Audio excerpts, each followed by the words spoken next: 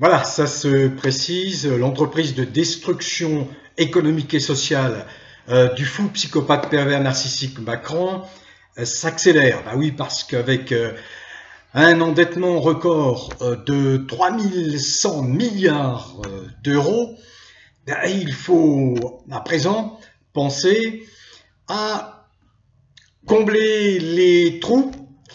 Et les trous sont nombreux et on ne va pas s'attaquer à ces commanditaires, ces vrais patrons, on ne va pas s'attaquer aux ultra-riches, on ne va pas s'attaquer à M. Bernard Arnault, qui est l'homme le plus riche du monde avec une fortune estimée à 200 milliards, plus de 200 milliards de dollars, bien sûr.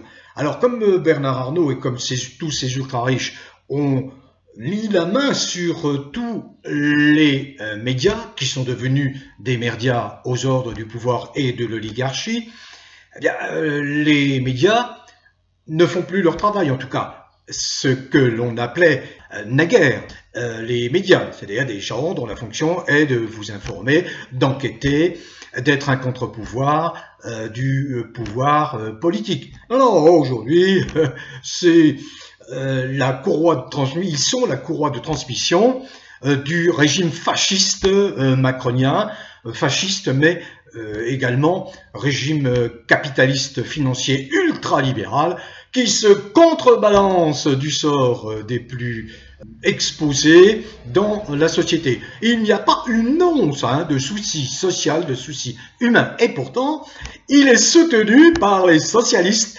par toute cette fausse opposition, à commencer par la France insoumise, qui, elle, est très heureuse de toutes les dispositions prises dans le droit fil des transhumanistes, c'est-à-dire qu'on nie complètement la nature, à présent, qui a droit de citer en France tout ce qui est contre nature. Et la France insoumise est parfaitement dans ce sillage macronien complètement hystérique, extravagant, de conneries, de bêtises, mais surtout extravagant par la faculté qu'il a d'imposer des concepts à un peuple majoritairement moutonnier, c'est des moutons de panurge, ces Français, j'ose le dire, et en particulier, eh bien, une bonne partie des retraités. Alors, cette bonne partie des retraités, qui sont enfermés dans le déni, la dénégation. Oh non, il est bien Macron. Oh, il est bien Macron, on vous aime, hein, monsieur Macron. Oh, on veut vous, peuple, on vous veut pas de mal, hein, monsieur Macron. Vous vous souvenez, la gifle du 8 juin à Tain-l'Hermitage? Il y avait une espèce de claque, hein, de vieux là qui était là. Oh, monsieur Macron, mais c'est pas possible. Vous avez touché à notre Dieu. Oh, laissez-le tranquille, notre petit Macron. Bon, voilà. Sauf que Macron, il n'a rien à foutre, rien à faire.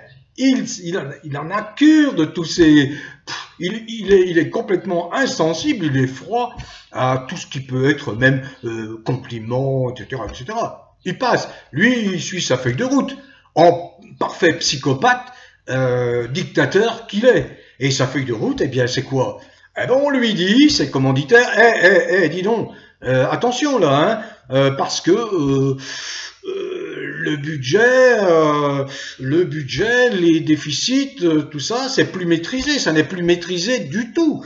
Donc il faut quand même penser à payer les intérêts de la dette. Or, qui prête de l'argent à Macron? Ben, attendez, qui prête de l'argent? Il finance la France se finance sur les marchés privés. C'est merci à Giscard, merci l'Union européenne, merci la libéralisation de la circulation des capitaux, dont parle d'ailleurs très très bien François Asselineau dans une vidéo récente qui a été publiée par Coxigru.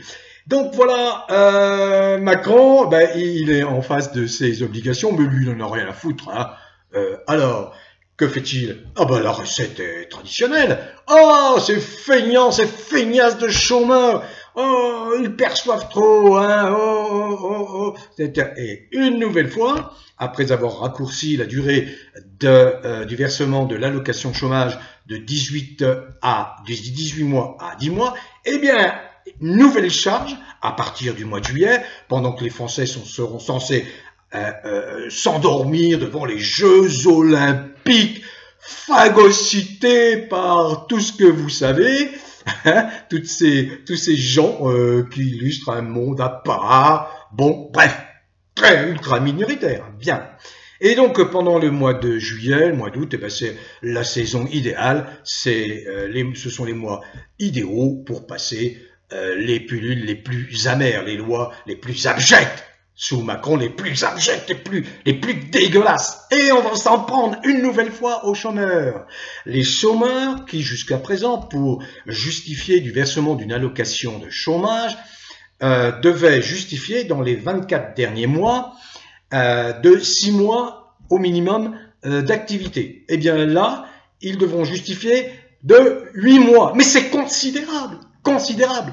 Vous mettez à la disette des centaines de milliers de personnes. Et vous avez tous ces gens de droite, là, la droite bien conçue, bien puante, de mépris pour les petites gens, les républicains, et ceci, et cela, les reconquêtes. Je me souviens d'une réplique de Zemmour qui, avec un profond mépris, disait « Moi, je parle pas à ces gens-là, c'est pas la peine, ils ne m'écoutent pas, ils ne me servent à rien, ils ne voteront jamais pour moi. » Voilà dans quelle considération on vous tient, dans quel respect on vous tient. Donc, nouvelle attaque contre les chômeurs, en invoquant bien évidemment toujours ce prétexte absolument dégoûtant, fallacieux s'il en est, fallacieux. Les chômeurs sont des feignasses, sauf que tous les instituts qui font leur travail et qui étudient ce phénomène du chômage expliquent bien que il y a plus de 90% des gens qui se retrouvent sans emploi et qui recherchent activement un travail et qui n'en trouvent pas. Donc on est dans le mensonge absolu, quoi, toujours, en permanence. Et vous avez des TDC, des trous du cul, des merdiards qui sont là, qui sont les accusateurs publics de ces gens-là. Mais c'est dégueulasse, dégueulasse, dégueulasse, mais c'est ça la Macronie, c'est ça la Macronie. Et nouveau, alors ceux également qui vont être tondus, mais eux, je pense que ils vont payer leur imbécilité. Ah oui, c'est de l'imbécilité, c'est de la crétinerie. C'est toute cette proportion de retraités qui sont enfermés dans le déni, dans les dénégations, qui ne voient que par Macron. Vous voyez, il est sémillant, il parle bien. Bon, il parle bien, ouais. C'est tout sauf un orateur, Macron, Il endort, quoi. Il s'écoute parler, voilà, c'est le type qui s'écoute parler. Il sait pas ce qu'il raconte, puisqu'il peut raconter d'un jour sur l'autre exactement le contraire, en affirmant que non, il n'a pas dit ce qu'il a dit la veille, mais il le redit le lendemain. Bon, bref, faut quand même pas oublier que c'est un type extrêmement dangereux qui prépare la guerre contre la Russie. Et vous avez des gens qui partent la fleur au fusil, mais oui, les Russes, c'est des mauvais, regardez un petit peu, bon. Sauf que en Chine, en Russie, on a fait le ménage pour ne pas qu'il se produise ce qui se passe en Occident, aux États-Unis en particulier, en France et aussi en Allemagne, dans les pays européens, c'est que les oligarques sont dans la coulisse et sont de fait ceux qui dirigent les affaires du pays. Le pouvoir d'un Bernard Arnault, mais vous imaginez un petit peu, 200 milliards de dollars de fortune, il fait ce qu'il veut. Il finance les campagnes électorales de qui il veut. Celui-là lui plaît, par exemple Macron bien évidemment lui plaît, parce qu'il va obéir au doigt et à l'œil aux injonctions de ces richissimes. Ben voilà, c'est comme ceux qui soutiennent que Israël est innocent, est un État innocent. Mais c'est à se casser la tête contre le mur. Israël vient de perpétrer un des pires génocides contre des Palestiniens, 30 000, 40 000 morts. Et on interdit l'aide humanitaire. Alors on marche sur la tête. Alors bravo à ces États qui ont décidé, ces pays qui ont décidé de reconnaître l'État de Palestine. Bravo, un immense bravo. J'attends que la France le reconnaisse aussi. Donc voilà, la Chine, la Russie, on s'est débarrassé des oligarques, mais c'est pas le cas en France. Ce sont les oligarques qui mènent la barque. Alors voilà, messieurs, mesdames, les retraités qui adoraient un fou psychopathe, vous allez payer également une facture salée, parce que Attal va expliquer au mois de juillet qu'il augmente la CSG, les prélèvements obligatoires sur le montant de vos retraites. Et double punition, les retraites ne seront plus indexées sur l'évolution du coût de la vie. Non, pas du tout. Si vous avez une inflation, par exemple, à la fin de l'année 2024 qui est de 6%, eh bien, vous resterez au niveau de du montant de votre pension qui était au début de l'année 2024. Voilà. Et tout, la même chose pour les retraites complémentaires. Voilà. C'était juste pour vous expliquer que, eh bien, les moutons de Panurge vont être tendus. C'est bien ce qu'ils cherchent, puisqu'ils soutiennent dans une trop forte proportion ces retraités. Hein, vraiment, je le déplore. Dans une bien trop forte proportion, un type qui est indéfendable, qui a mis la France plus bas que tout. 7 ans de cauchemar. En plus qu'il veut pourrir les mœurs. Et je conclue là-dessus. Surtout, protégez vos enfants. Ne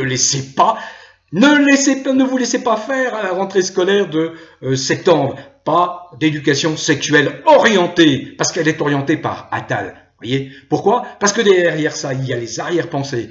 Il faut légaliser la pédophilie pour exonérer de toute poursuite, pour empêcher toute poursuite judiciaire contre les pédophiles, quitte à sacrifier nos gosses, les malheureux gosses. Merci au couple de Lépine qui fait un travail exceptionnel, formidable. Merci à beaucoup d'autres, des associations qui se battent, qui n'acceptent pas ça. Il y a la nature, on doit respecter la nature. Ça, c'est mon leitmotiv. Ça, c'est mon slogan. Donc aujourd'hui, on a des gens qui dirigent, mais c'est une anomalie, c'est un accident monstrueux que la France subit depuis 7 ans. On subit la double punition d'un type qui est un dictateur, un psychopathe, un capitaliste financier ultralibéral, doublé d'un type qui veut absolument pourrir les mœurs des Français. Bon vent à tous malgré tout. Prenez soin de vous, portez-vous bien et continuez à cultiver le bien-être malgré cette adversité macronienne. Bon vent à tous.